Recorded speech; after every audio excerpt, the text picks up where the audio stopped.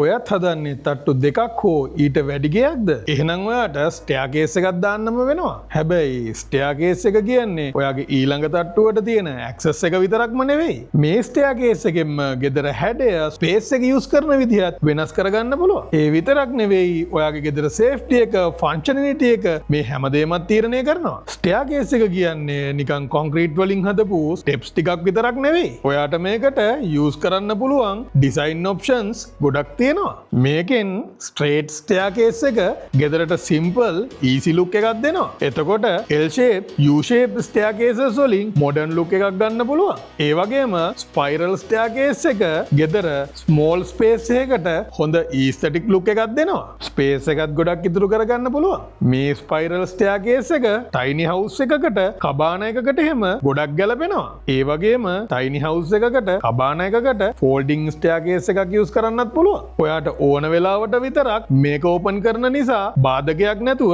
Space එක use කරගන්න පුළුවන්. ගොඩක් ගෙවල් වල ස්ටෙයාකේස් එක යට කියන්නේ දූවිලි පිරිච්ච යූස්ලස් ඒරියා එකක්. හැබැයි මේක වටිනාකමක් තියෙන තැනක් කරගන්න පුළුවන්. ඔයාට මේ වැලියබල් ඒරියා එක මෙන්න මේ දේවල් වලට යූස් කරන්න පුළුවන්. Storage cupboard, mini office table, display area, book shelf, ඒ වගේ දේවල් වලට පාවිච්චි කරන්නත් පුළුවන්. ඒ විතරක් නෙවෙයි, ලොන්ඩ්‍රි ඒරියා එකකට, කිඩ්ස් ප්ලේ ඒරියා එකකට, ඒ වගේම වෝටර් ෆවුන්ටන් එකකට උනා ඒරියා එක යූස් කරන්න පුළුවන්. ස්ටෙයාකේස් එක ඩිසයින් කරන වෙලාවට අනිවාර්යයෙන්ම ඔයා මේ දේවල් ගැනත් හිතන්න.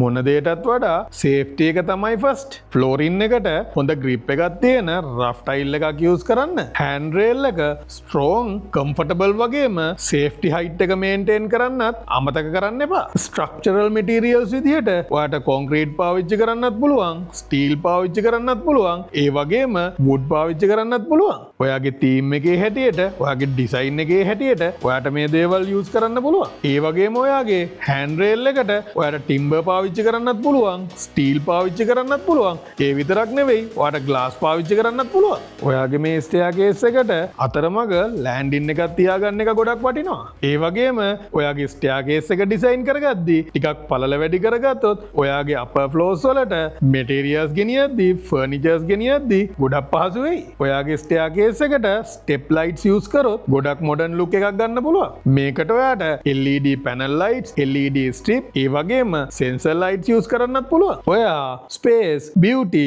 සේෆ්ටි යන මේ මූලික කරුණු තුන කන්සිඩර් කරලා හදන ස්ටෙයාකේස් එක ඔයාගේ ලස්සන ගෙදරට ලොකු ඇට්‍රැක්ෂන් එකක් ගෙනල්ලා දෙනවා. ඔයත් ඔයාගේ ලස්සන ගෙදර ස්ටෙයාකේස් එක ඩිසයින් කරනකොට මේ ටිප්ස් ටික යූස් කරන්න අමතක කරන්න එපා. ස්ටෙයාකේස් එක විතරක් නෙවෙයි, මේ වගේ මොඩර්න් ටිප්ස් එක්ක ඔයාගේ ලස්සන ගෙදරම ඩිසයින් කරගන්න එදිරිසිංහ හෝම්ස් අපිට කතා කරන්න.